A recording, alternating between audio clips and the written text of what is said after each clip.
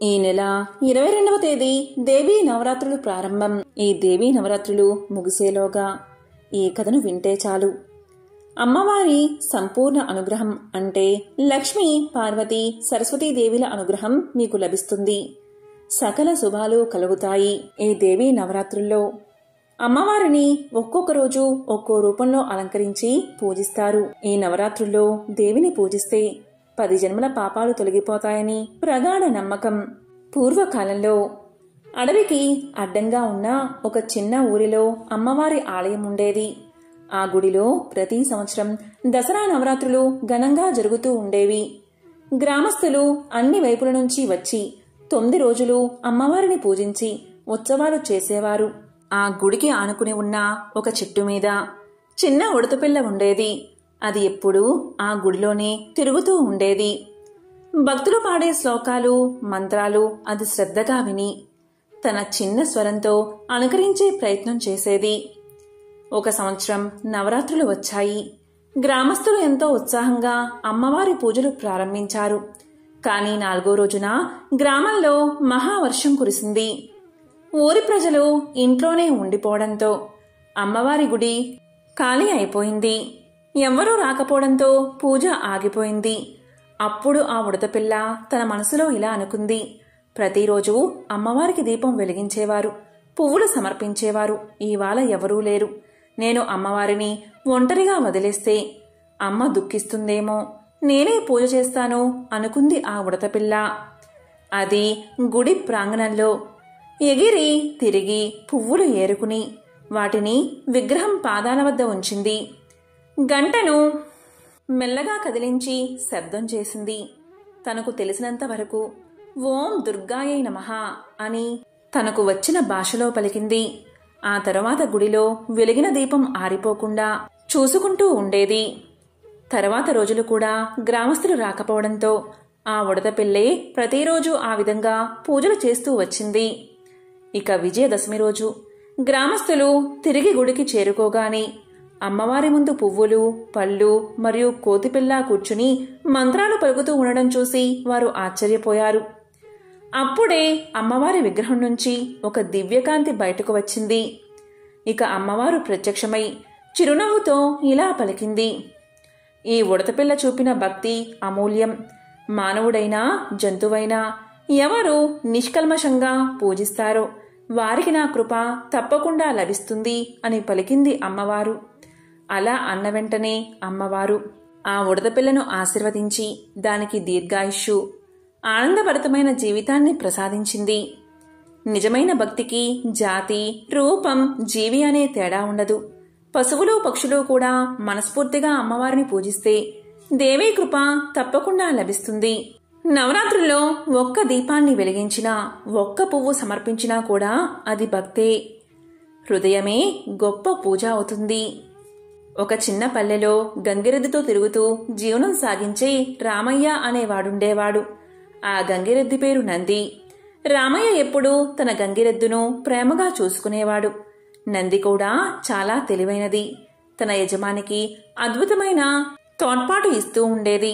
ఒకసారి నవరాత్రి రానుండగా పల్లెలో అందరూ అమ్మవారిని మహోత్సాహంగా పూజించడానికి సిద్ధమయ్యారు.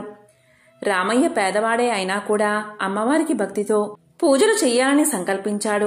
కాని ఆర్థిక పరిస్థితి చాలా దారుణంగా ఉండడంతో పువ్వులు, పళ్ళు కొనుక్కోవడానికి కూడా డబ్బులు లేవు. రామయ్య ఎంతగానో బాధపడ్డాడు. ఇది గమనించిన గంగిరెద్దు నంది తన మనసులో ఇలా అనుకుంది. నా యజమాని అమ్మవారిని పూజించాలి అనుకుంటున్నాడు, నేను కూడా దానికి తోడ్పడాలి అనుకుంది. ఇక మొదటి రోజు రామయ్య ఒక బెల్లం ముక్కతో ఒక గిన్నె నీటితో అమ్మవారిని పూజించాడు. రాత్రివేళ నంది మైదానంలో పచ్చిక తింటూ పువ్వులను సేకరించి తన కొమ్ములపై పెట్టుకుని రామయ్య దగ్గరకు వచ్చేది. దీంతో రామయ్య ఆశ్చర్యపోయాడు. ఇవి ఎక్కడ్నుంచి వచ్చాయి అని. తర్వాత తెలుసుకున్నాడు నంది తన కోసం పువ్వులు తెస్తూ ఉందని. తర్వాత రోజుల్లో కూడా నంది పొలాల నుండి కొత్త కొత్త ఆకులు, అడవి పువ్వులు, తులసి ఆకులు తీసుకువచ్చి యజమాని ముందు ఉంచేది. ఇక రామయ్య ఆ పూలతో అమ్మవారిని అలంకరించి పూజించేవాడు. ఇలా 8 రోజులు గడిచాయి. ఇక 9వ రోజు పల్లెలో పెద్ద పండుగ జరిగింది. రామయ్య తన గంగిరెద్దుతో కలిసి అమ్మవారి మందిరానికి వచ్చాడు. అక్కడి పూజారులు రామయ్యను చూసి పేదవాడని తక్కువ చేసి లోపలికి రానివ్వలేదు. రామయ్య హృదయం దీంతో చాలా బాధపడింది. అప్పుడే నంది కోపంతో అమ్మవారి గర్భగుడి ముందు మోకాళ్లపై కూర్చుంది. ఆ భక్తిని చూసినా, ఆ నంది భక్తి చూసినా అమ్మవారు ప్రత్యక్షమయ్యారు. నంది, నీ నిర్మలమైన హృదయం నన్ను కదిలించింది.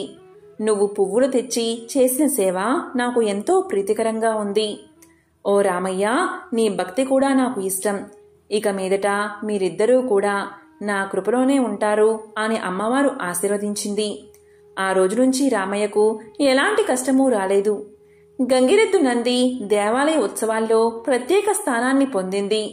గ్రామ ప్రజలు కూడా రామయ్యను ఎంతగానో గౌరవించారు. అమ్మవారికి సంబంధించిన ఒక విశేషమైన కథను ఇప్పుడు విందాం. అనగనగా ఒక పల్లెటూరు. పక్కన ఉన్న అడవిలో ఒక చిన్న చిలుక ఉండేది. అది సాధారణ చిలుక కాదు. ప్రతిరోజు ఉదయం సూర్యోదయం కాగానే పచ్చని చెట్లపై కూర్చుని తన మధుర స్వరంతో ఓం దుర్గాయే నమః, జయ జయ దుర్గామాత అని గానం చేసేది. ఆ చిన్న పక్షికి దైవభక్తి అపారం. ఒకసారి దసరా నవరాత్రులు వచ్చాయి. గ్రామం మొత్తం ఉత్సాహంగా అమ్మవారి పూజలో నిమగ్నమైపోయింది. గుడి చుట్టూ దీపాలు, పూలతో అలంకారం. ఆ వాతావరణం చిలుకను మరింత ఆకర్షించింది. అది తన మనసులో ఇలా అనుకుంది, మనుషులంతా అమ్మవారిని పూజిస్తున్నారు, నేను కూడా అమ్మను పూజించాలి. కానీ నాకు శక్తి లేదు. కానీ నా శక్తి మేరకు పూలు తెచ్చి నా స్వరంతో అమ్మను సంతోషపరుస్తాను అనుకుంది ఆ చిలుక. ఇక తర్వాత రోజు నుంచి ఆ చిలుక ప్రతి ఉదయం చెట్లపై నుంచి చిన్న పూలు, తులసి ఆకులు తెచ్చి గుడి లోపల అమ్మవారి విగ్రహం ముందు వేసేది. తన మధుర స్వరంతో అమ్మ నామాలు గానం చేసేది. ఇది చూసిన గ్రామ ప్రజలు ఎంతగానో ఆశ్చర్యపోయారు. ఈ చిలుక మామూలు చిలుక కాదు, ఇది సాక్షాత్తు ఆ అమ్మవారే అని భావించి ప్రజలంతా ఆ చిలుకను గౌరవించేవారు. అయితే అదే అడవిలో ఒక రాక్షసుడు ఉండేవాడు. అతనికి అమ్మవారి పూజలు, భక్తులు అంటే చాలా అసహ్యం. ఇక చిలుక యొక్క విషయం తెలిసిన ఆ రాక్షసుడు, అంటే చిలుక పూజ చేయడం, గానం చేయడం తెలిసిన ఆ రాక్షసుడు, ఒక చిన్న పక్షి కూడా పూజ చేస్తుందా అని కోపంతో చిలుకపై దాడి చేశాడు. ఇక చిన్న చిలుక భయంతో కంపించిపోయింది. అయినా సరే ఆ చిలుక అమ్మవారి నామాన్ని ఆపలేదు. ఆ రాక్షసుడు ఎంతో గంభీరంగా అరుస్తూ ఆ చిలుకను పట్టుకుని రెక్కలు విరిచేశాడు. ఈ రెక్కల వల్లే కదా నువ్వు చాలా ప్రదేశాలకు వెళ్లి అందమైన పూలు తెచ్చి ఇక్కడ విగ్రహం దగ్గర సమర్పిస్తున్నావు. ఈ రాతి విగ్రహానికి అసలు పూలు ఎందుకు? నీకు ఈ రెక్కలే లేకపోతే నువ్వు ఎక్కడికి ఎగరలేవు కదా అని పలికి ఆ రెక్కలు విరిచేశాడు. అయినా సరే ఆ చిలుక భయపడలేదు. అమ్మవారి నామాలు జపిస్తూనే ఉంది. జై జై దుర్గామాత, జై జై దుర్గామాత అని గానం చేస్తూనే ఉంది. అప్పుడే ఒక అద్భుతం జరిగింది. అమ్మవారి విగ్రహం నుండి దివ్యజ్యోతి బయటకు వచ్చింది. మహాదుర్గామాత స్వరూపంలో ప్రత్యక్షమై తన చక్రంతో ఆ రాక్షసుణ్ణి సంహరించింది. తర్వాత అమ్మవారు ఆ చిలుకను తన కరుణతో కౌగలించుకుని ఆశీర్వదించింది. అప్పుడు అమ్మ ఇలా పలికింది, చిన్నా, నీ హృదయంలో ఉన్న నిర్మలమైన భక్తి నాకు ఎంతగానో ఇష్టం. నీ గానం, నీ చిన్న పువ్వులు ఇవే నాకు నిజమైన నైవేద్యం. ఇక మీదట నీ గాత్రం వినేవారందరి హృదయంలో భక్తి పుడుతుంది అని అమ్మవారు వరాన్ని ప్రసాదించింది. ఆ రోజు నుంచి ఆ గ్రామంలో నవరాత్రి ఉత్సవాల్లో ఆ చిలుక గానం ప్రతిధ్వనించేది. ప్రజలు దాన్ని అమ్మవారి ప్రతినిధిగా భావించి గౌరవించేవారు. అమ్మవారు రాక్షసుని సంహరించి చిలుకను కాపాడి వరమిచ్చాక ఆ చిన్న చిలుక ఆనందంతో రెక్కలు ఆడిస్తూ గాల్లో ఎగిరిపోయింది. కానీ ఆ వరం ఫలితం వెంటనే కనబడడం మొదలైంది. ముందు గ్రామంలో చాలామంది పూజలు చేసినా భక్తిలో లోటు ఉండేది. అమ్మవారు ఇచ్చిన వరం వల్ల ఎవరైనా సరే ఆ చిలుక గానం వింటే వారి మనసులో భక్తి ప్రవహించేది. కొందరు ధర్మ మార్గంలో నడవడం ప్రారంభించారు. పేదవారికి సహాయం చేయడం మొదలైంది. కొందరు మద్యపానం మానేశారు. గ్రామం మొత్తం ఆధ్యాత్మికతతో నిండిపోయింది. కానీ ఆ రాక్షసుడు సంహరించబడిన తర్వాత అతని అసుర సైన్యానికి కోపం వచ్చింది. అసురులు ఇలా అనుకున్నారు, అంటే రాక్షసులు ఇలా అనుకున్నారు, మన నాయకుడిని చంపింది ఈ చిన్న పక్షి, ఈ గ్రామమే కారణమని వారు ప్రతిజ్ఞ చేశారు. ఒకానొక రాత్రి ఆ గ్రామంపై దాడి చేశారు ఆ రాక్షసులంతా. ఇక ఆపదలో ఉన్న గ్రామస్తులు పరిగెడుతూ గుడి దగ్గరకు చేరారు. భయంతో వణికిపోయారు. కాపాడమని అమ్మవారి గర్భగుడిలోకి చేరి ప్రార్థించారు. ఇది తెలుసుకున్న చిన్న చిలుక అమ్మవారి పూజా మండపం దగ్గర కూర్చుని అమ్మవారి ముందు కన్నీళ్లు పెట్టుకుంది. అమ్మా, ఈ గ్రామం నా కుటుంబం, వీరిని నీవే కాపాడాలి. నేను చిన్నవాడిని, నాకంత శక్తి లేదు, కానీ నీ నామాన్ని నేను వదిలిపెట్టను అని గానం మొదలుపెట్టింది. ఆ గానం విన్న అమ్మవారు మళ్లీ ప్రత్యక్షమయ్యారు. ఈసారి ఆమె మహిషాసుర మర్దిని స్వరూపంలో వెలిసింది. ఆమె సింహంపై ఎక్కి అశేషమైన అసుర సైన్యాన్ని ఒక్క చూపుతో దహనం చేసింది. అప్పుడు అమ్మవారు గ్రామ ప్రజలతో ఇలా పలికింది: మీ అందరి రక్షణకు కారణం ఈ చిన్న చిలుక. ఈ చిలుక యొక్క నిష్కల్మషమైన భక్తి.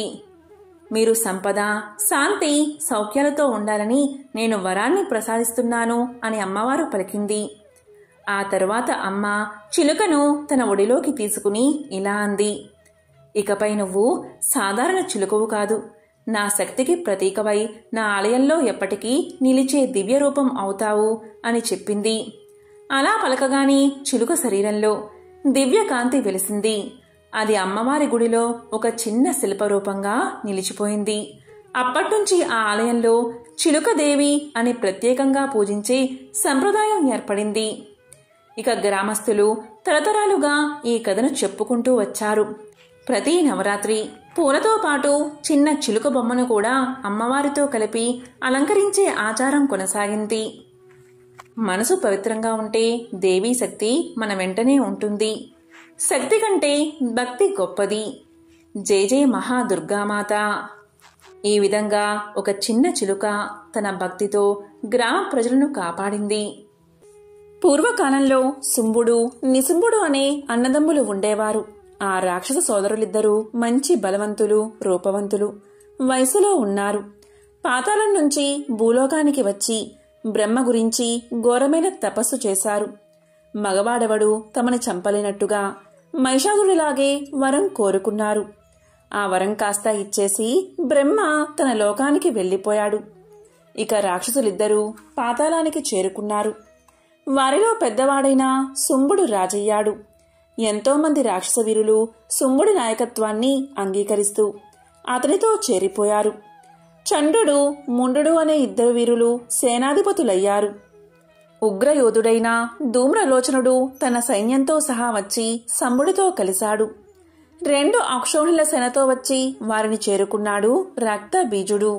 ఈ విధంగా చతురంగ బలాలు సమకూర్చుకుని ముల్లోకాల్ని జయించేశారు ఆ అన్నదమ్ములు. స్వర్గ సింహాసనంపై కూర్చుని శుంభుడు 1000 ఏళ్లు ఏలాడు. శుంభ నిశుంభుల దెబ్బకి రాజ్యభ్రష్టులైన దేవతలు గురువైన బృహస్పతిని చేరుకున్నారు. శత్రువుని నాశనం చేసే అవిచార కార్యక్రమం చెయ్యమన్నారు. అప్పుడు బృహస్పతి నవ్వాడు. వేద మంత్రాలన్నీ దైవాధీనాలు. మంత్రదేవతలైనా మీరే కష్టాల్లో ఉంటే మంత్రాలేం చేస్తాయి? మహిషాసుర సంహారం తర్వాత మహాలక్ష్మిని స్తోత్రం చేశాం. అప్పుడామె ప్రసన్నయ్యి మనకే ఆపద వచ్చినా తన్ని స్మరించమని ఆదేశించింది. కాబట్టి మనం హిమాలయాలకు వెళ్లి ఆ భగవతినే స్మరిద్దామన్నాడు బృహస్పతి. దీంతో దేవతలంతా హిమాలయం చేరుకున్నారు. భువనేశ్వరిని ప్రార్థించారు. అమ్మా, శుంభ నిశుంభుల దెబ్బ తట్టుకోకుండా ఉన్నాం. మగపురుగు కూడా వాళ్ళని చంపకుండా వరం పొంది ఉన్నారు వాళ్ళు. రక్తబీజ, ధూమ్రలోచనాది క్లిష్ట వీరులు, చండు, ముండు అనే ప్రచండులైన సేనాపతులతో మమ్మల్ని, లోకాల్ని పీడిస్తున్నారు వాళ్ళు. నీ పాదాల్నే నమ్ముకున్నాం, నువ్వే కాపాడాలి తల్లి అని మొరపెట్టారు దేవతలు. అలా పలకడమే ఆలస్యంగా ఆ తల్లి తనలో నుంచి మరో అంబికను సృష్టించింది. ఆమె పేరే కౌశికి. నల్లగా ఉండడం వల్ల ఆమెను కౌశికి అని పిలిచేవారు. ఆ రాక్షసుల సంగతి నేను చూసుకుంటాను, మీరు వెళ్ళి మీ పనుల్లో లగ్నం కండి అని ఆదేశించి కౌశికతో కలిసి సుంబ నిసుంబుల రాజధానికి బయలుదేరింది అమ్మవారు. అక్కడ కూర్చుని తన మధుర గాత్రంతో సంగీతాలాపన చేయసాగింది అమ్మవారు. అనుచరుల ద్వారా శుంభుడికి ఈ సమాచారం తెలిసింది. ఎవరో దేవకన్య తన్ను వలచి వచ్చిందని అనుకున్నాడు. ఆమెకు తన బల పరాక్రమాలను వివరించి ఆమెను సగౌరవంగా అంతఃపురానికి తీసుకురమ్మని సుగ్రీవుడు అనే మంత్రిని పంపాడు శుంభుడు. సుగ్రీవుడు ఉద్యానవనంలోకి చేరే సమయానికి కాళీ సమేత అయిన ఆది పరాశక్తి మధుపానం చేస్తూ కనిపించింది. ఓ కాంతామణులారా, మీరెవరో తెలియదు. మీ సౌందర్యాన్ని తెలుసుకుని త్రిలోకాధిపతి అయిన మా ప్రభువు శుంభుడు నన్ను ఇక్కడికి పంపాడు. మీ అదృష్టం పండింది. మీరిద్దరూ శుంభుడి క్రీడా సౌధానికి విచ్చేసినట్లయితే అర్ధ సింహాసనాన్ని అధివసించి ముల్లోకాలను ఏలవచ్చు కదా అని పలికాడు. దాంతో ఆదిపరాశక్తి సుగ్రీవుడి వంక చిరునవ్వుతో చూసి, మీ శుంభుడి బలపరాక్రమాలను నేను ఎరుగుదును. అయితే నన్ను యుద్ధంలో గెలవగలిగిన వాడినే పెళ్లాడుతాను అని ప్రతిభ బూనాను. నా మాటను మీ నాయకుడికి తెలియచెయ్యి అని అతన్ని పంపేసింది. ఇక సుగ్రీవుడు శుంభునికి ఆది పరాశక్తి మాట చెప్పాడు. దీంతో శుంభుడు ఆశ్చర్యానికి లోనయ్యాడు. వాళ్లను ఈడ్చుకు రమ్మంటూ ధూమ్రలోచనుడు అనేవాడిని పంపాడు. కాళీమాత ఆ ధూమ్రలోచనుని హతమార్చింది. ఈసారి చండముండులు అనే వారిని సైన్యంతో పంపాడు. ధూమ్రలోచనుని చంపిన కాళీపై చండాముండులు యుద్ధానికి దిగారు. ఎటు చూసినా తానే కనిపిస్తూ కాళీమాత రణరంగంలో వీరవిహారం చేసింది. రాక్షస వీరులను ఒక్కొక్కరిని అంతం చేసేసింది. చండాముండుల శిరస్సులు ఖండించి వారిని హతమార్చింది. చండాముండుల చావు చూడగానే మిగిలిన రాక్షస సేనలు పలాయన మంత్రం పఠించాయి. చారులు ఈ సంగతిని శుంభుడికి చేరవేశారు. అమిత పరాక్రమవంతులైన చండాముండులు హతులైన సంగతి విని శుంభుడు హతాశుడయ్యాడు. ఈసారి మహాభీకరుడైన రక్తబీజుణ్ణి సైన్యంతో సహా పంపాడు. ఇక రక్తబీజుడు రంకెలు వేస్తూ యుద్ధానికి వచ్చాడు. ఇక కాళీమాత రక్తబీజుడితో యుద్ధానికి తలపడింది. రణరంగమంతా ఎటు చూసినా తానే కనిపిస్తూ రాక్షస సేనలను దునుమాడసాగింది. రక్తబీజుడికి ఆయుధాలతో గాయాలు తగిలినప్పుడల్లా వాడి ఒంటి నుంచి నేలరాలే రక్త బిందువుల నుంచి రక్తబీజులు పుట్టసాగారు. ఇక కాళీ సహస్ర రూపాలతో సహస్ర జిహ్వాలు చూస్తూ విజృంభించింది. రక్తబీజుడు నెత్తుడి బొట్టు నేల రాలకముందే తన జిహ్వాలతో తాగేస్తూ భీకర యుద్ధం కొనసాగించింది. చివరకు వాడిని వధించింది. ఇక రక్తబీజుడి మరణవార్త తెలియగాని శుంభుడిలో ధైర్యం సడలింది. నిశుంభుడు అది గమనించి ఇలా పలికాడు. అన్నా, నేనుండగా నీకెందుకు విచారం? నేనే స్వయంగా ఆమెను బంధించి తెచ్చి నీ ముందు ఉంచుతాను అని పలికి అట్టహాసంగా బయలుదేరాడు. ఆది పరాశక్తి వాడిని యుద్ధంలో అంతం చేసింది.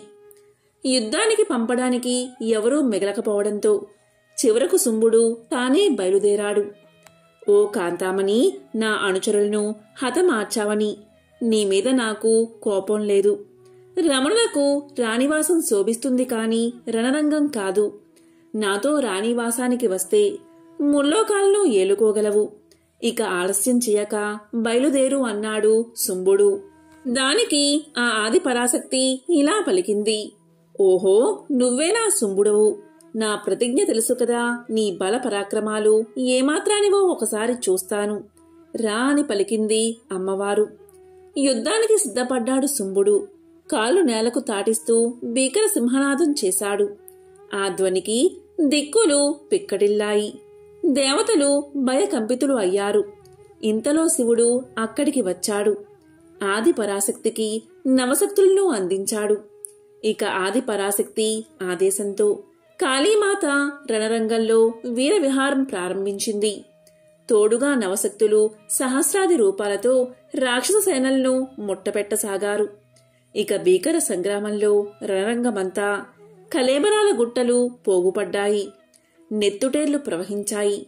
ఇక కాళీ చివరకు శుంభుణ్ణి దొరకపుచ్చుకుని వాడి చేతులు కాళ్ళు తలనరికి పారేయడంతో వాడు నేల కూలాడు. ఇక రాక్షసులందరూ హతమారడంతో కాళీతో కలిసి ఆది పరాశక్తి రణరంగంలో విజయ తాండవం చేసింది. దేవతలు వేణోళ్ల స్తుతులు చేస్తూ ప్రార్థించడంతో ఉగ్ర రూపాన్ని ఉపసంహరించుకుని ప్రసన్న వదనంతో దేవతలను ఆశీర్వదించింది అమ్మవారు. ఇదే సుమ్మ నిసుంబుల కథ. దేవీ భాగవతంలోని ఈ కథను ఎవరైతే వింటారో వారికున్న దోషాలు తొలగిపోతాయి. అమ్మవారి సంపూర్ణ అనుగ్రహం వారికి లభిస్తుంది. వ్యాసుణ్ణి జనమేజయుడు ఇలా అడుగుతున్నాడు. ఓ వ్యాస మహర్షి, తానే దేవుడిగా కొలవబడుతున్న కృష్ణుడు సంతానం కోసం శివుడి గురించి తపస్సు చేయడం ఏమిటి? కృష్ణుడి కన్నా శివుడే గొప్పవాడా అని అడిగాడు. దానికి వ్యాసుడు ఇలా సమాధానం చెప్పాడు. అవును మరి, ఉత్తముడు బ్రహ్మ, అతనికన్నా ఉత్తముడు విష్ణువు, అతనికన్నా ఉత్తముడు శివుడు. ఓంకారంలో అకారం బ్రహ్మ, ఉకారం విష్ణువు, మకారం మహేశ్వరుడు. శివుడు సర్వోత్తముడు, ఆయనకన్నా ఉత్తమం భువనేశ్వరి అయిన జగదాంబ. ఆమె మూర్ధన్య స్థానంలో ఉంటుంది. ఒకప్పుడు బ్రహ్మ సృష్టి చేయడం కోసం ఈశ్వరుణ్ణి ప్రార్థించాడు. అప్పుడు అతని ముఖం నుంచే అవతరించాడు శివుడు వరం ఇవ్వడానికి. అతడు రుద్రమూలుడు అయ్యాడు. రుద్రమూలుడి అంశంతో రెండో శివుడు పుట్టాడు. దేవీ తత్వ సాన్నిధ్యంలో ఉండడం వల్లే శివుడంతా మహత్యం కలవాడయ్యాడు. అంతా ఆ దేవి వల్లే. ఆమెను మించింది మరేదీ లేదు. కొంతమంది విష్ణువే తన ఇచ్ఛారీత్యా అవతారాలు ఎత్తుతాడని, వైకుంఠం వదిలేసి కౌసల్య గర్భం దేవకీ గర్భం ఎంచుకున్నాడని అంటారు. అదంతా వట్టి మాట. ఎందుకంటే వైకుంఠాన్ని వదులుకుని మలమూత్ర సంపర్గము బాధాకరము దుఃఖభాజకము అయిన గర్భవాసాన్ని ఎవడు కోరతాడట? దేవి ఆజ్ఞ వల్లనే అన్ని అవస్థలు పడుతుంటాడు అని వ్యాసుడు చెప్పగా, మునీంద్ర, మీరు చెప్పిందంతా వింటుంటే దేవీ చరిత్ర వినాలని మరింత ఉత్సాహంగా ఉంది. దయచేసి చెప్పరు అని అడిగాడు జనమేజయుడు. శుభం అంటూ ఎత్తుకున్నాడు వ్యాసుడు. పేరు వినదగ్గది అడిగావు. ఎవడు శ్రద్ధగా వినగోరుతాడో వాడికి వినిపించిన వాడే ధన్యుడవుతాడు. చెబుతాను విను అంటూ వ్యాసుడు ఇలా చెప్పడం ప్రారంభించాడు. పూర్వం ధనువుకు రంభుడు కరంభుడు అనే ఇద్దరు కొడుకులు. వారికి సంతానం లేదు. అందుకోసం ఇద్దరు తపస్సు చేయడం ప్రారంభించారు. రంభుడు పంచాగ్నుల మధ్యన, కరంభుడు పంచనద నీళ్లల్లోనూ తపస్సు చేస్తున్నారు. దేవేంద్రుడు ఒకనాడు ముసలి రూపంలో వెళ్లి కరంభుణ్ణి కడతేర్చేశాడు. అది తెలిసి రంభుడు కోపగించాడు. ఎంతో దుఃఖించాడు. తన శిరస్సుని అగ్నికి హోమం చెయ్యబోయాడు. అప్పుడు అగ్ని ప్రత్యక్షమయ్యాడు. మరణించకు, వరం కోరుకో అన్నాడు. అనడమే ఆలస్యంగా అజేయుడు అపూర్వ బలశాలి. ఏ రూపం కావాలంటే ఆ రూపం ధరించగలవాడు, ముల్లోకాలు పరిపాలించగలవాడు అయిన కొడుకును ప్రసాదించు అని కోరుకున్నాడు రంభుడు. తదాస్తు, ఈ క్షణం మొదలు ముందుగా నువ్వు ఎవరిని కామిస్తే వారియందే ఆ పుత్రుడు పుడతాడు అని చెప్పి అగ్ని అదృశ్యం అయిపోయాడు. వెనుతిరిగి ప్రయాణం సాగిస్తున్న రంభుడు దారిలో యక్షులుండే మనోహర ప్రాంతాన్ని చూశాడు. అక్కడెందరో యవ్వనవతులు, అందగత్తెలు, విలాసినులు ఉన్నారు. అందర్నీ చూస్తున్నాడు రంభుడు. కాని అతని మనసు వారెవరియందూ పోకుండా కొంచెం ఎడంగా గడ్డి మేస్తున్న అందమైన గేదె మీదకు పోయింది. ఆ గేదెను కామించాడు వాడు. ఆ గేదె కూడా ఈ రాక్షసుణ్ణి కామించింది. గేదె రాక్షసుడు రమించుకున్నారు. వర ప్రభావం వల్ల గేదెకు గర్భం నిలబడింది. రంభుడు దాన్ని తీసుకుని స్వగృహానికి బయలుదేరాడు. దారిలో ఓ మదించిన ఏనుబోతు గేదెను చూసి కామించి దానిమీదకు రాబోయింది. రంభుడు అడ్డెళ్లాడు. కాని ఆ ఎనుబోతు కుమ్మిన కుమ్ముకు చనిపోయాడు. పోతు గేదెను బలాత్కరించబోయింది. గేదె శీలరక్షణ కోసం యక్షులను శరణు కోరింది. యక్షులు ఆ పోతును చంపేశారు.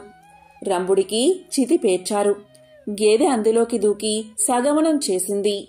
ఉత్తర క్షణమే అందులోంచి రంభుడి రూపంతో ఒకరు, మహిషి రూపంతో ఒకరు బయటకొచ్చారు. రంభుడిలా ఉన్నవాడు రక్తబీజుడు, మహావీరుడైన రాక్షసుడు. మహిషి రూపంలో ఉన్నవాడే మహిషాసురుడు. కొన్నాళ్లకు మహిషాసురుడు రాక్షస రాజయ్యాడు. మేరు పర్వతం మీద బ్రహ్మ కోసం 10,000 సంవత్సరాల పాటు మహోగ్రమైన తపస్సు చేశాడు. అప్పుడు బ్రహ్మ ప్రత్యక్షమయ్యాడు. దేవదానవ మానవాదులలో ఏ పురుషుడి చేత చావులేని వరాన్ని ఇవ్వు బ్రహ్మదేవా, ఆడదాన్ని ఇట్టే నలిపేస్తాను, ఆడదాని వల్ల నాకు భయం లేదు అన్నాడు మహిషాసురుడు. ఆ వరాన్ని ప్రసాదించి తన లోకానికి వెళ్లిపోయాడు బ్రహ్మ. మదోన్మతుడు మహిషుడు తన క్షుద్ర కార్యక్రమం ఆరంభించాడు. తామ్రుడు కోశాధిపతిగా, అసిలోముడు, ఉదకుడు, బిడాలుడు, భాస్కరుడు, త్రినేత్రుడు, కాలబంధకుడు దండనాయకులుగా, చిక్షుడు సేనాధిపతిగా భూమండలాన్ని మొత్తం ఆక్రమించేశాడు. రాజుల్ని చంపేశాడు. లొంగిపోయిన వాళ్ల వద్ద పన్నులు వసూలు చేశాడు. బ్రాహ్మణులు అతని అడుగులకు మడుగులు ఒత్తాల్సి వచ్చింది.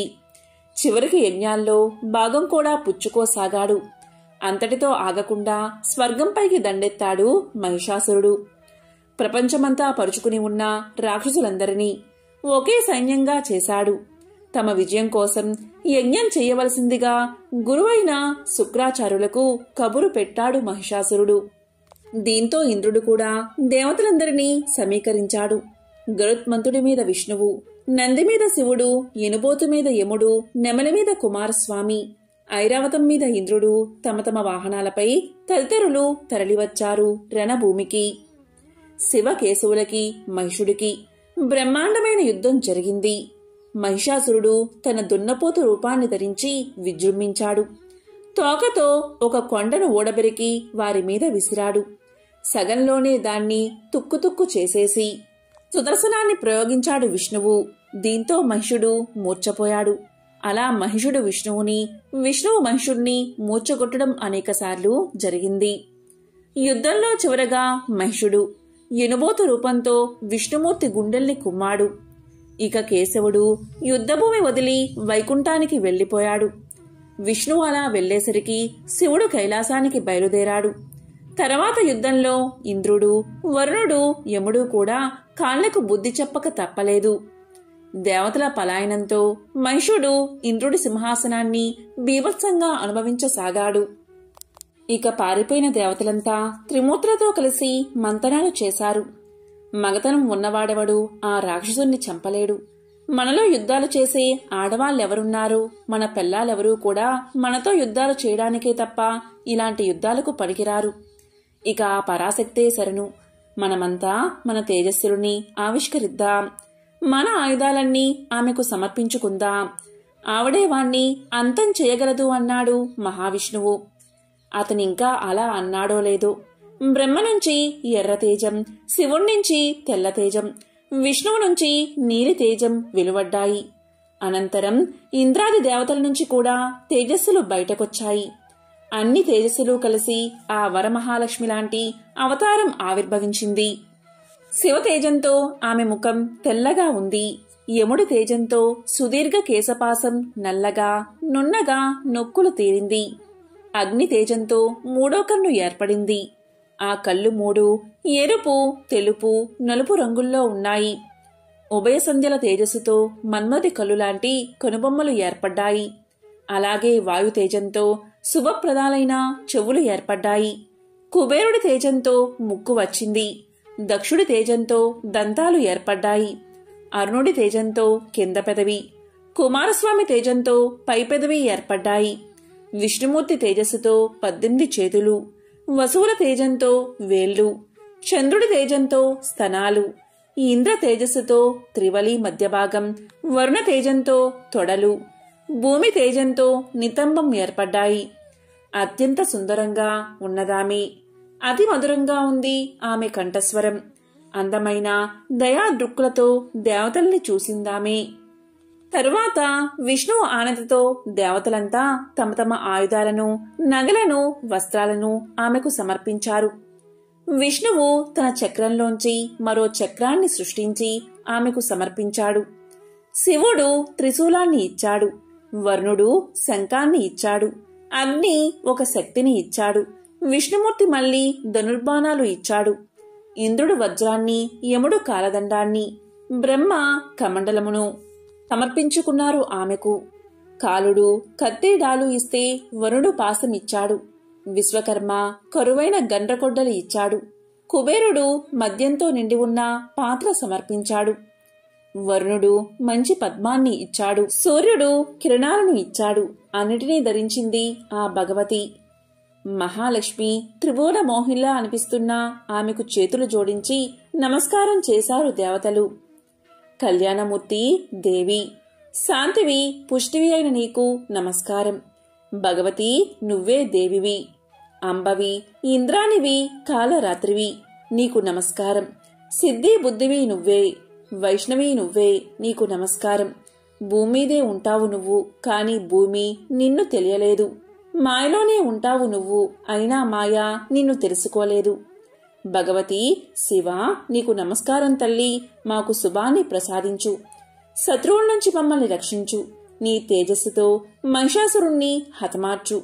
వాడు దుర్మార్గుడు, మహామాయావి. స్త్రీ చేతిలో తప్ప చావులేదు వాడికి. వరగర్వంతో మదమెక్కి ఉన్నాడు. దేవతల్ని వేధిస్తున్నాడు. నానా రూపాలు ధరిస్తున్నాడు. లోకనాశకుడు వాడు. అమ్మా నువ్వొక్కర్తవే మాకు శరణ్యం. రక్షించు దేవి, నీకు నమస్కారం అని స్తోత్రం చేశారు. త్రిమూర్తులు కూడా వాడికి భయపడుతున్నారా అంటూ నవ్వింది భువనేశ్వరి. వాణ్ణి నేను చంపేస్తాను అని గర్జించింది మహామాయ. దిగంత వ్యాప్తంగా అట్టహాసం చేసింది పరాశక్తి. పరాశక్తి చేసిన అట్టహాసం మహిషాసురుడి చెవిని పడింది. ఉలిక్కి పడ్డాడు మహిషాసురుడు. ఏమిటా శబ్దం? ఎవరు చేశారా ధ్వని? వాళ్ళెవరో వెంటనే పట్టుకురండి. వాళ్ళని చంపేస్తాను. దేవతలు నాకు భయపడి తోకముడిచి పారిపోయారు. వాళ్ళింత ధ్వని చెయ్యలేరు. రాక్షసులు నా వాళ్ళు ఇలాంటి పనులు చేయరు. మనుషులకి అంత బలమే లేదు. మరెవరిది ధ్వని? వెంటనే వెళ్లి బంధించి తెండి. మీ వల్ల కాకపోతే వాళ్ళెవరో తెలుసుకురండి. నేనే వెళ్లి నరికేస్తాను. వెళ్ళండి అని ఆజ్ఞాపించాడు మహిషాసురుడు. ధ్వని వచ్చిన వైపుగా కదిలారు భటులు. వారికి కనిపించింది శ్రీ మహాలక్ష్మి. 18 చేతులు, రకరకాల ఆయుధాలు, దివ్యమైన స్వరూపం.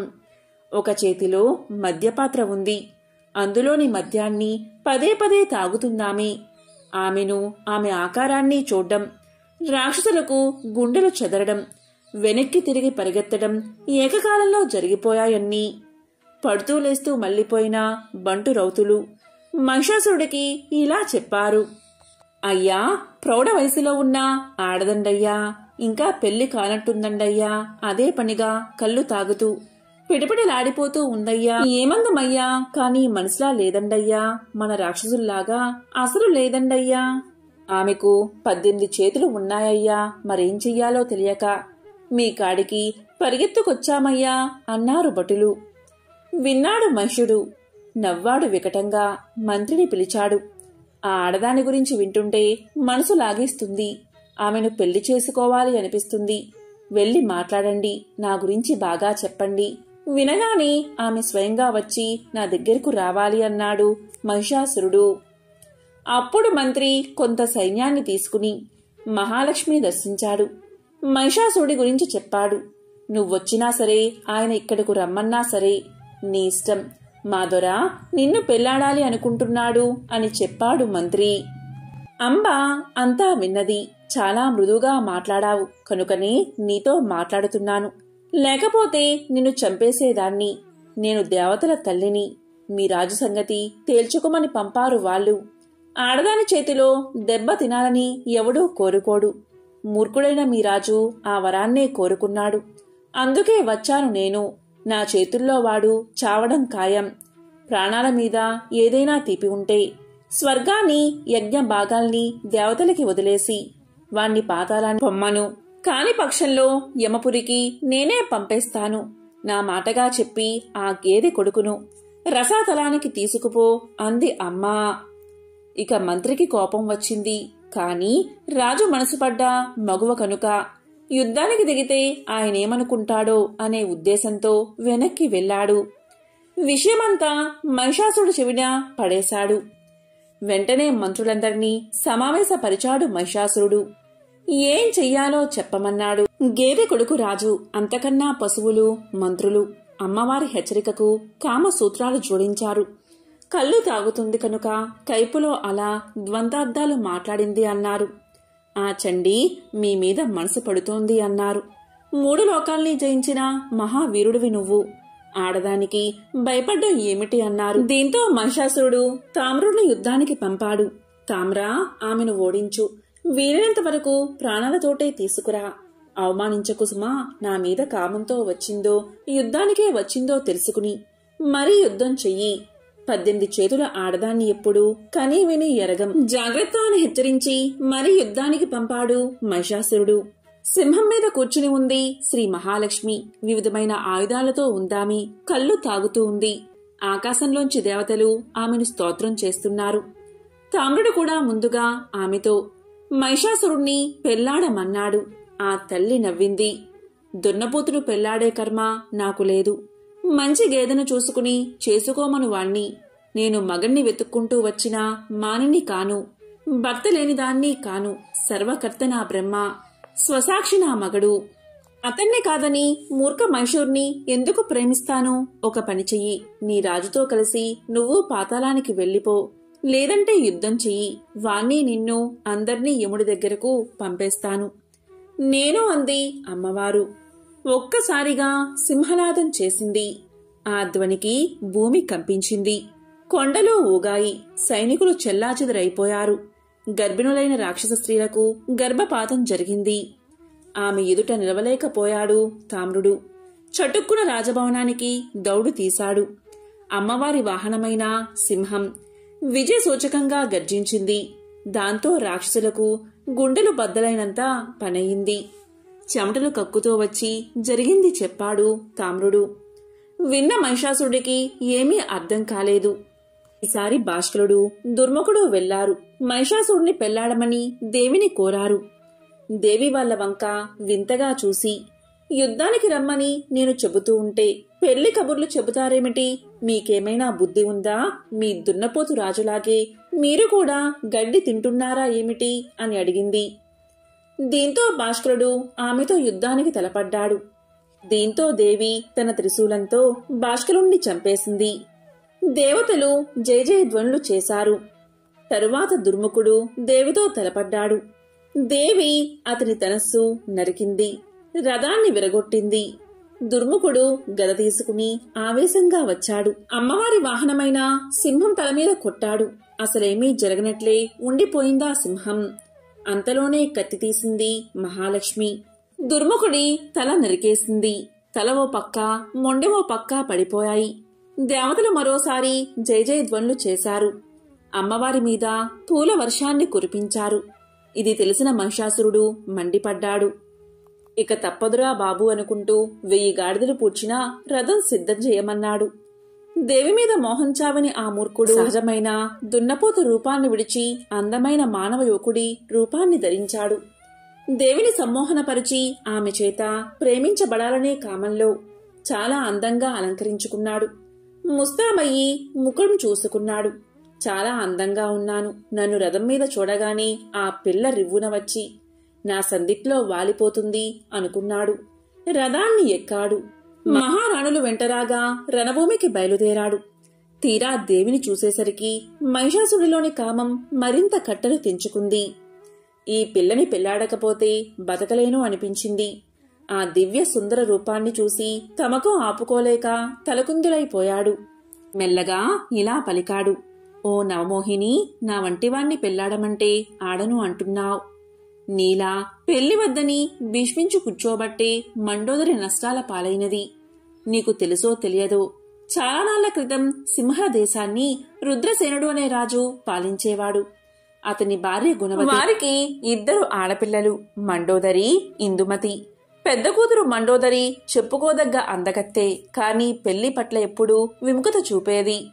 పెళ్లామంటే మొగుడికి బానిసలా ఉండాలి, కాబట్టి ఆ బానిసత్వం నేను భరించలేను. నాకు పెళ్లి గిల్లి వద్దు, జ్ఞాన మార్గంలో మోక్షానికి పోతాను అంటూ ఉండేది. ఆ కారణంగానే వచ్చిన సంబంధం వదులుకున్నారు వాళ్ళు. అనంతరం కోసల రాజైన వీరసేనుణ్ణి కూడా కాదు అంది మండోదరి. అంతలోనే ఇందుమతికి స్వయంవరం చేశారు. ఆ పెళ్లి హడావిడిలో మదనుడు తన బాణాలు మండోదరి మీద వేశాడు. ఆమెకి కామం కలిగింది. పెళ్లికి వచ్చిన మద్రదేశాధీశుడు చేదిషుణ్ణి ప్రేమించింది. తండ్రి నవ్వుకున్నాడు. మండోదరి చేదిషుణ్ణి పెళ్లాడింది. కొత్తలో కులాసాగానే సాగింది. త్వరలోనే భర్త వ్యభిచారి అని గుర్తించింది. అయ్యో, చివరికి గుణహీనుణ్ణి ఎన్నుకున్నానే అని బాధపడింది. నేను చెప్పొచ్చిందేమిటంటే, నా అంతటి వాడు పెళ్లాడతాను అంటే నువ్వు అనవసరంగా పంతాలకి పోతున్నావు. చివరికి ఏ చవడో దొరుకుతాడు. నీకు బాధలు తప్పవు. నా మాట విని నన్ను పెళ్లి చేసుకుని త్రిలోకాలకి రాజ్ఞవిక అన్నాడు మహిషాసురుడు. మహిషుడు చెప్పింది విని చల్లగా గర్జించింది అంబా. నీకు చావు చేరువైంది మహిషా. బతకాల్ని ఉంటే పారిపో. పిచ్చి పిచ్చి మాటలు మాట్లాడకు అందామే. దానితో యుద్ధం ప్రారంభమైంది. మహామాయ మహిషాసురుల పోరు చూసి దేవ రాక్షసగణాలు రెండూ ఆశ్చర్యపోయాయి. కొంతసేపు మహిషాసురుడు సింహమయ్యాడు. కొంతసేపు శరభమయ్యాడు. తర్వాత మదపు ఏనుగు అయ్యాడు. చివరకు అసలు రూపమైన దున్నపోత రూపాన్ని ధరించాడు. వెర్రి ఆవేశంతో అరిచాడు. దేవి, అనవసరంగా ఢీకొన్నావు. అందగత్తెను అనే అహంకారంతో నా ప్రేమను తిరస్కరించావు. ఫలితం అనుభవిస్తావు. నీ ప్రాణాల్ని తీసేస్తాను, చూసుకో అంటూ పెడబొబ్బలు పెట్టాడు. తన వాడి కొమ్ములతో అమ్మవారిని కుమ్మేయడానికి దూకసాగాడు. నోరు ముయ్యిరా దున్నపోతా, తీక్షణంగా అంది అమ్మవారు. పారిపోకుండా నిలబడు, చెబుతాను నీ పని అని గర్జించింది. తన చేతిలో ఉన్న బంగారు పాత్రలోని మద్యాన్ని గడగడా తాగేసింది. త్రిశూలాన్ని సర్ది పట్టుకుంది. మహిషాసుడి మీదకు విరుచుకుని పడింది. దేవతలు స్తోత్రం చేశారు. దుందుబులు మోగించారు. అప్సరసలు ఆడారు. గంధర్వులు పాడారు. పూలవాన కురిపించారు. జ్యోతుల్లా వెలుగుతున్న కళ్ళతో మహిషాసురుణ్ణి చూసింది చండిక. త్రిశూలమెత్తి అతని గుండెల్లో ఒకే ఒక్క పోటు పొడిచింది. మూర్ఛపోయాడు మహిషాసురుడు. అంతలోనే తేరుకున్నాడు. ముందుకన్నా రెట్టింపు బొబ్బలు పెడుతూ నానా బీభత్సం చెయ్యసాగాడు. ఇక మండిపోయింది మాతకి. వెంటనే చక్రాన్ని తీసింది. మహిషుడిపైకి విసిరింది. రివ్వున వెళ్ళిందా చక్ర. సర్రున అతని తలను నరికేసింది. తక్కిన సైన్యాన్ని కొందరిని కొరికేసింది. ఇంకొందరిని చీల్చుకు తినేసింది. తక్కిన స్వల్ప సంఖ్యాకులు పాతాళానికి పారిపోయారు. ఆ విధంగా లోకకంటకుడైన మహిషాసురుణ్ణి వధించి జగదాంబ ఒక చక్కటి ప్రదేశానికి చేరింది. ఆమెను స్తోత్రాలు చేస్తూ దేవతలు అక్కడికి చేరుకున్నారు. వారి స్తోత్ర పాఠాలకు ప్రసన్నురాలై దేవి అంతర్ధానమైనది. మహిషుడి అనంతరం ఆ రాజ్యంలో సూర్యవంశీకుడైన శత్రుఘ్నుణ్ణి రాజుగా ప్రతిష్ఠించారు దేవతలు. వేదాలు పునరుద్ధరించబడ్డాయి. ధర్మం వర్ధిల్లింది. లోకం సుఖపడింది అన్నాడు వ్యాసుడు. ఓ వ్యాసముని, ఈ కథ వింటుంటే ఆమె తత్వం రవ్వంత అర్థమవుతుంది. ఆ భగవతికి చెందిన మరో పుణ్యకథ వినిపించు అన్నాడు జనమేజయుడు. అప్పుడు వ్యాసుడు ఇలా చెప్పడం ప్రారంభించాడు. జనమేజయ మహారాజా, శ్రద్ధగా విను. కొన్నాళ్ల కిందట అయోధ్యలో సుశీలుడు అనే వైశ్యుడు ఆగర్భ దరిద్రంతో బాధపడుతూ ఉండేవాడు. పగలంతా పస్తుతో పనిచేస్తే తప్ప రాత్రి కుటుంబానికి ఇంత కబలం దొరికేది కాదు. కూతురు పెళ్లికి సిద్ధంగా ఉంది. ఎదుగుతున్న కొడుకులు తిండి తిండి అని ఒకటే గోల చేస్తున్నారు. అంత దరిద్రంలో కూడా అతను ఏనాడు ధర్మం తప్పేవాడు కాదు. ఒకనాడు తిండి కోసం అల్లరి చేస్తున్న పిల్లల్ని ఇంటిలోంచి పొమ్మన్నాడు. ఇక పిల్లలు బిక్కచచ్చి బయటకెళ్లిపోయారు. సుశీలుడికి చాలా బాధ వేసింది. దీంతో సుశీలుడు ఒక బ్రాహ్మణుణ్ణి కలిశాడు. అన్నీ తెలిసినవారు మీరు. దరిద్రంలో తల మునకలైపోతున్నాను నేను. నాకేం మేడలు మిద్దెలు అక్కర్లేదు. నా కుటుంబానికి ఇంత కూడో గుడ్డా ఉంటే చాలు. దానమో ధర్మమో జపమో తపమో వ్రతమో మంత్రమో ఏదో ఒక దాని ద్వారా నన్ను రక్షించండి పంతులుగారు అని మొరపెట్టుకున్నాడు సుశీలుడు. ఆ బ్రాహ్మణుడు సుశీలుయందు అనుగ్రహించాడు. నవరాత్రి వ్రతం చెయ్యవయ్యా, సమస్త దరిద్రాలు తొలగిపోయి అనంత సౌఖ్యం లభిస్తుంది. ఆ పరాంబకి ప్రీతిదాయకమైన వ్రతమది. రాజ్యం పోగొట్టుకుని రమణికి దూరమై నానా కష్టాలు పడ్డ రాముడు కూడా కిష్కిందలో ఉన్నప్పుడు ఈ వ్రతాన్ని చేసి నిలదిక్కుకోగలిగాడు. నా మాట విని నువ్వు కూడా ఆ వ్రతం చెయ్యి అని హితవు చెప్పాడు పండితుడు. విప్రవాక్యం శిరోధార్యంగా స్వీకరించి ఆయన దగ్గరే మాయాబీజ మంత్రాన్ని ఉపవేశం పొంది నవరాత్రి వ్రతాన్ని ఆచరించాడు సుశీలుడు. ఆ మంత్రాన్ని 9 ఏళ్లు జపించాడు. తరువాత మహా అష్టమి నాడు అర్ధరాత్రి అంబ సుశీలుడికి దర్శనమిచ్చింది. దరిద్ర దూరుడై ఎనలేని సౌఖ్యాలు పొందాడు సుశీలుడు. ఇంతకన్నా ఇంకేం రుజువు కావాలి అన్నాడు వ్యాసుడు. అప్పుడు జనమేజయుడు ఇలా పలికాడు. అది సరే, రాముడు రాజ్యం ఎందుకు పోగొట్టుకున్నాడు? భార్యకు ఎందుకలా దూరమయ్యాడు? నవరాత్రి వ్రతం ఎలా చేశాడు? వివరంగా చెప్పు, వినాలి ఉంది అన్నాడు జనమేజయుడు. విను జనమేజయ అని ప్రారంభించాడు వ్యాసుడు. చాలా కాలం పూర్వం అయోధ్యను దశరథ మహారాజు పాలించేవాడు. అతనికి కౌసల్య, సుమిత్ర, కైక అనే 3 భార్యలు, 4 కొడుకులు. కౌసల్యకు రాముడు, కైకకు భరతుడు, సుమిత్రకు లక్ష్మణ శత్రుఘ్నులు కలిగారు. 4కి 4 బంగారు తునకలు అనుకో. ఒకసారి విశ్వామిత్రుడు వచ్చాడు. యాగ సంరక్షణార్థం రామ లక్ష్మణులని తనతో తీసుకెళ్లాడు. రాముడు తాటక అనే రాక్షసుని చంపాడు. యాగ వేదిక వద్ద రామలక్ష్మణులు సుబాహుడు అనే రాక్షసుణ్ణి చంపేశారు. రాముడి బాణం దెబ్బకి మారీచుడు అనేవాడు పత్తా లేనంత దూరం వెళ్లి పడ్డాడు. రామభయంతో తిరిగి రానేలేదు. తరువాత విశ్వామిత్రుడితో కలిసి అన్నదిమ్మలిద్దరూ మిథిలకు బయలుదేరారు. మార్గ మధ్యలో రాముడు అహల్యకు శాప విమోచనం చేశాడు. మిథిలలో జానకీ స్వయంవరానికి పనంగా పెట్టిన శివధనస్సును రాముడు ఎక్కుపెట్టాడు. అతని బలానికి ఆ విల్లు విరిగిపోయింది. సీతారామ కళ్యాణం జరిగింది. సీత చెల్లెలు ఊర్మిలను లక్ష్మణుడికిచ్చి పెళ్లి చేశారు. జనకుడి తమ్ముడు కుశధ్వజుడి కూతుళ్లైన మాండవి శృతకీర్తుల్ని భర్త శత్రుఘ్నులకిచ్చి పెళ్లి చేశారు. పెద్ద కొడుకైన రాముడికి పట్టం గట్టాలి అనుకున్నాడు దశరథ మహారాజు. కాని కైక అడ్డుపడింది. గతంలో దశరథుడు తనకు ఇస్తానన్న 2 వరాల స్థాని భరతుడికి పట్టం గట్టాలని, రాముణ్ణి 14 ఏళ్లు అడవికి పంపాలని కోరింది. సత్యవ్రతులు ఇక్ష్వాకులు. దశరథుడు కాదనలేదు. రాముడు అడవికి వెళ్లాడు. భార్య అయిన సీత, తమ్ముడైన లక్ష్మణుడు అతన్ని అనుసరించారు. రామ వియోగంతో రాజు కాలం చేశాడు. భరతుడు తనకి రాజ్యం వద్దు అన్నాడు. రాముడు దండకారణ్యంలో పంచవటి దగ్గర ఉండగా శూర్పణఖ అనే రాక్షసి అతన్ని కామించి వచ్చింది. లక్ష్మణుడు దాని ముక్కు చెవులు కోసి పంపేశాడు. దాని బంధువులైన కరదూషణాదులు రాముడిపై దండెత్తి రాముడి చేతిలో చచ్చిపోయారు. అడవిలోని ఋషులు ఎంతో ఆనందించారు. ఇక శూర్పణఖ అన్నగారైన లంకేశ్వరుడి దగ్గరకు వెళ్లి తన బాధను మొరపెట్టింది. తామసం తలకెక్కిన రావణుడు సీతను అపహరించడానికి మారీచుడిని కలిశాడు. మారీచుడు బంగారు లేడి రూపంతో సీతకి కనిపించాడు. దైవ ప్రేరణ వల్ల సీత ఆ లేడి చర్మాన్ని కోరింది. సీత భద్రతను తమ్ముడికి అప్పగించి ఆ లేడిని వెంబడించాడు రాముడు. మాయావి అయిన మారీచుడు రాముణ్ణి చాలా దూరం దాకా లాక్కుపోయాడు. గుర్తించాడు రాముడు. ఓ పదునైన బాణం తీశాడు. అదను చూసి లేడి మీద విసిరాడు. మాయావి అయిన మారీచుడు హా లక్ష్మణ హతోస్మి అని అరిచాడు. ఇక రాముడి ఆత్మనాదం అనుకున్న సీత లక్ష్మణుణ్ణి వెళ్లమంది. అన్నగారికి తోడుగా నడవమంది.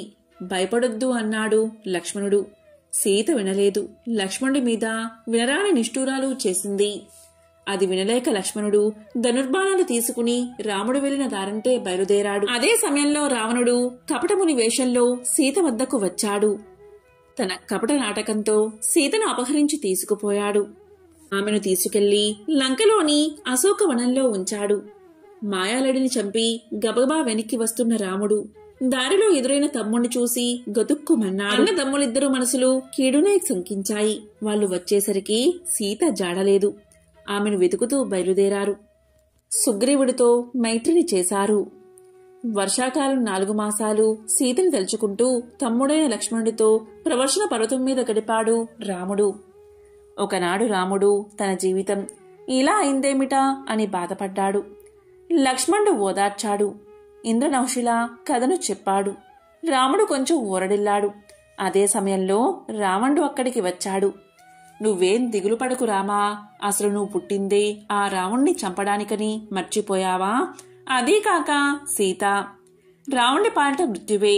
వెనుకటి జన్మలో సీత ఒక మునికన్య. అడవిలో తపస్సు చేసుకుంటూ ఉంటే రావణుడు చూసి ఆమెను మోహించాడు. ఆమె తిరస్కరించింది. అతను ఆమె జుట్టు పట్టుకున్నాడు.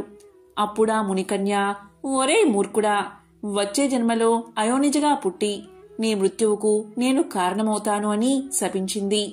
ఆ మునికన్యే ఈ జన్మలో సీతలా ఆవిర్భవించింది. చేతులారా మృత్యువునెత్తుకుని లంకలో పెట్టుకున్నాడా రావణాసురుడు. వాడు చావడం ఖాయం. సీత లంకలో ఉంది. అస్తమాను నిన్నే తలుచుకుంటుంది. దేవేంద్రుడు ఆమెకి కామధేనువు పాలు పంపాడు. అందుచేత ఆకలి దప్పికలు లేవు సీతకి. ఆమె ఆరోగ్యానికి ఏమీ భంగం లేదు. స్వయంగా నేను చూసొచ్చాను. రావణ సంహార్థం ఓ ఉపాయం చెబుతాను. ఓ రామా, నువ్వు నవరాత్రి వ్రతం చెయ్యి. ఆశ్వయుజ మాసంలో శ్రద్ధగా 9 రోజులు 9 రాత్రులు ఉపవాసము, దేవీ పూజ, జపము, హోమము చేస్తే కోరికలన్నీ సిద్ధిస్తాయి. దేవికి పశువుని సమర్పించాలి. దశాంశం హవనం చెయ్యాలి. దశాంశ జపము చెయ్యాలి. దానితో సంపూర్ణమైన శక్తి కలుగుతుంది. దేవతల గురువైన బృహస్పతి ఈ వ్రతమే చేసి భార్యను తిరిగి పొందాడు. వృత్తాసురుని చంపేందుకు దేవేంద్రుడు త్రిపురాసుర సంహారమప్పుడు ఈశ్వరుడు ఈ వ్రతాన్నే ఆచరించి విజయాన్ని సాధించారు అని నారదుడు పలకగా, ఎవరీ దేవి, ఏమిటా ఆమె పేరు, ఆమె ప్రభావం ఎలాంటిది అని అడిగాడు రాముడు. అప్పుడు నారదుడు ఇలా చెప్పాడు. ఆ దేవి సనాతని, ఆద్య, నిత్య, బ్రహ్మాది దేవతలకు, సకల జీవులకు ఆమె మూలకారణం. ఆవిడ శక్తి లేనిదే పిపీలకాది బ్రహ్మ పర్యంతం ఎవ్వరూ కదల్లేరు. బ్రహ్మలోని సృష్టి శక్తి, విష్ణువులోని పాలనా శక్తి, శివుడిలోని సంహార శక్తి అన్నీ ఆవిడే. బ్రహ్మాదులకు పూర్వం ఏమీ లేనప్పుడే ఆమె పరమపురుషుడితో విహరించింది. నిర్గుణమూర్తి అయిన ఆమె ఆ తరువాత సుగుణమూర్తి అయి సర్వాన్ని సృష్టించింది. నారదుడు చెప్పగా, సరే అయితే ముందు పూజా విధానం చెప్పు, ఇవాళే దేవిని పూజిస్తాను అన్నాడు రాముడు. దానికి నారదుడు ఇలా చెప్పడం ప్రారంభించాడు. నారదోక్త ప్రకారం సమతల ప్రదేశంలో వేదిక నిర్మించి దానిమీద దేవి విగ్రహాన్ని ప్రతిష్ఠించాడు రాముడు. దేవిని శ్రద్ధగా పూజించాడు. ఆశ్వయుజమాసం రాగానే ఆ ప్రవర్షణ పర్వత శిఖరం మీదని నవరాత్రి వ్రతం ఆచరించాడు. మహా అష్టమి నాటి రాత్రి సింహం మీద కూర్చుని రాముడికి దర్శనమిచ్చింది భగవతి. ఆమె ఇలా పలికింది. ఓ రామా, నీ వ్రతం నాకు సంతోషాన్ని ఇచ్చింది. నువ్వు రాక్షస సంహారార్థమే పుట్టావు. నీకిది కొత్త కాదు. పూర్వం మత్స్యావతారం ధరించి రాక్షస వధ చేసి వేదాల్ని ఉద్ధరించావు. కూర్మావతారంలో మందరాన్ని మోసి సముద్రాన్ని చిలికించి దేవతలకి అమృతాన్ని సమకూర్చావు. వరహ అవతారం దాల్చి భూమిని కోరలతో ఎత్తిపెట్టావు. నరహరివై హిరణ్యకశ్యపుని చంపి ప్రహ్లాదుని సంరక్షించావు. వామడివై బలిని పాతాళానికి తొక్కావు. పరశురాముడివై క్షత్రియుల్ని ఏరి అవతల పారేసి భూమండలం మొత్తం బ్రాహ్మణులకి పట్టం గట్టింది నువ్వే. రావణ సంహారార్థం ఇప్పుడిలా దాశరథిగా పుట్టావు. దేవతాంశలతో పుట్టిన ఈ వానరులంతా నీకు సహకరిస్తారు. నీ తమ్ముడు లక్ష్మణుడు ఆదిశేషుడి అంశతో పుట్టాడు. అతను ఇంద్రజిత్తుణ్ణి అంతం చేసేస్తాడు. నేను చెప్పిందంతా జరిగి తీరుతుంది. వసంత ఋతువులో కూడా నా పూజ జరిపించు. తద్వారా రావణుణ్ణి చంపగలుగుతావు. 11,000 సంవత్సరాలు రాజ్యం చేస్తావు. తరువాత స్వర్గాన్ని చేరుకుంటావు అని మాయమైపోయింది దేవి. ఆశ్వయుజ శుక్ల దశమినాడు వ్రతం పూర్తయింది. ఆ రోజే లంక మీద యుద్ధానికి బయలుదేరాడు రాముడు. లక్ష్మణ సుగ్రీవులతో అసంఖ్యాక వానర బల్లూక సేనతో దక్షిణ సముద్ర తీరం చేరాడు. భగవతి శక్తి దయతో సముద్రం మీద వారధి కట్టాడు. లంకలోకి అడుగు పెట్టాడు. రావణుణ్ణి కొట్టాడు. సీతను చేపట్టాడు. అతని కీర్తి లోక విఖ్యాతమైనది.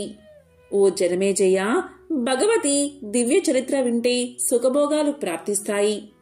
చివరికి మోక్షం వస్తుంది. అందుకే ఎన్ని పురాణాలైనా ఈ దేవీ భాగవతంతో సాటి రాలేవు అనేది నా అభిప్రాయం అన్నాడు వ్యాసుడు. ఎంతో పవిత్రమైన విశేషమైన ఈ దసరా నవరాత్రుల్లోగా అమ్మవారికి చెందిన దేవీ భాగవతంలోని ఈ కథలను విన్నా, చదివినా, చెప్పినా, వినిపించినా అమ్మవారి సంపూర్ణ అనుగ్రహం మీకు లభిస్తుంది. అష్టైశ్వర్యాలు, భోగభాగ్యాలు కలుగుతాయి.